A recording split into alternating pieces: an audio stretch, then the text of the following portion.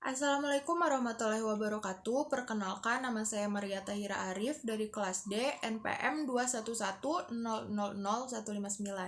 Di kesempatan kali ini saya akan mempresentasikan hasil kerja tugas saya, yaitu tugas untuk ujian tengah semester mata kuliah Pengantar Hukum Indonesia. Dosen saya ini Ibu Tuti Rastuti, SIMH, dan Ibu Tia Ludiana, SIMH. Langsung saja ke slide pertama, yaitu ada istilah PHI. Jadi, PHI ini adalah singkatan dari Pengantar Hukum Indonesia. Nah, PHI ini memiliki 3 istilah, ada pengantar, hukum, dan Indonesia. Dengan demikian, istilah Pengantar Hukum Indonesia ini dapat dimaknai sebagai memperkenalkan secara umum atau secara garis besar tentang hukum yang berada di Indonesia. Lalu di slide kedua ini ada tujuan mempelajari PHI. Jadi tujuan mempelajari PHI ini untuk memahami sistematika dan susunan hukum yang berlaku di Indonesia, termasuk mempertahankan, memelihara, dan melaksanakan tata tertib di kalangan anggota masyarakat dan peraturan-peraturan yang diadakan oleh negara. Lalu di slide ketiga ini ada apa sih perbedaan PHI dan PIH? PHI ini yang seperti sudah dijelaskan di slide pertama ya, itu singkatan dari Pengantar Hukum Indonesia. Jadi PHI ini mempelajari konsep-konsep, pengertian-pengertian dasar, dan sejarah hukum serta teori hukum positif di Indonesia. Lalu di sini ada PIH. PIH ini singkatan dari Pengantar Ilmu Hukum. PIH ini mempelajari dasar-dasar ilmu hukum secara umum atau berlaku secara universal. Baik, lanjut di slide keempat ini ada pengertian hukum ya. Jadi hukum itu adalah peraturan yang berupa norma, sanksi, yang dibuat dengan tujuan untuk mengatur tingkah laku manusia, menjaga ketertiban, keadilan, dan mencegah terjadinya kekacauan. Sebenarnya banyak sekali pengertian hukum yang dikemukakan oleh ahli-ahli hukum.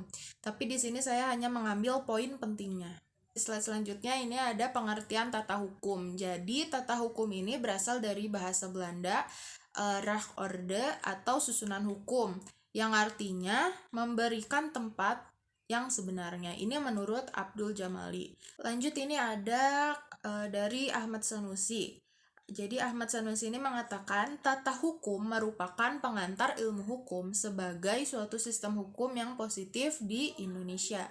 Sebenarnya masih banyak lagi pengertian tata hukum dari para ahli, tapi saya di sini hanya mencantumkan 2 ya.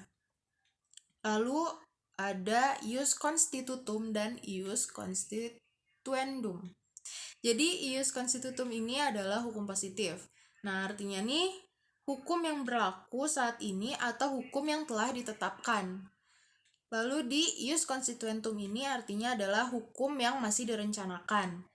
Hukum yang dicita-citakan atau diangan-angankan di masa mendatang. Jadi ius constituendum ini belum bersifat pasti ya. Lalu di slide selanjutnya ini ada pengertian sistem hukum. Hukum adalah seperangkat lembaga prosedur dan aturan-aturan hukum yang beroperasi.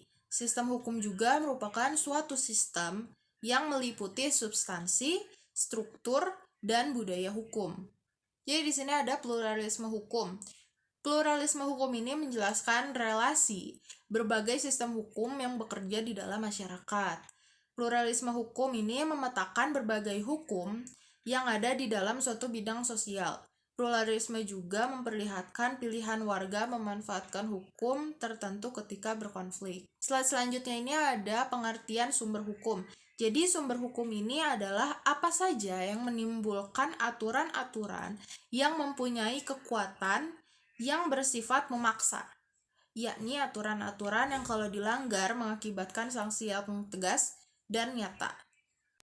Lalu di sini ada sumber hukum formil dan sumber hukum material.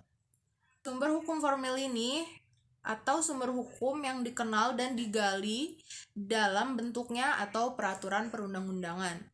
Sumber hukum formil terdiri dari undang-undang, kebiasaan, keputusan-keputusan hakim, traktat, dan pendapat sarjana hukum.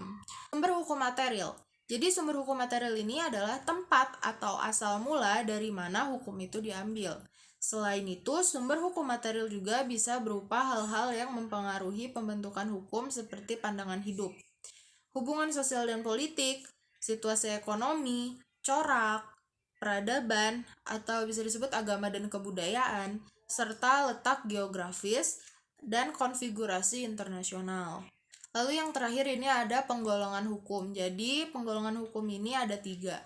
Yang pertama digolongkan tempat berlakunya itu hukum nasional dan hukum internasional. Lalu ada penggolongan bentuknya.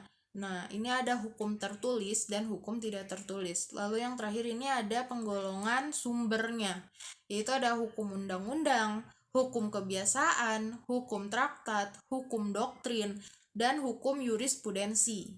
Sekian yang dapat saya sampaikan, kurang lebihnya mohon dimaafkan. Terima kasih. Wassalamualaikum warahmatullahi wabarakatuh.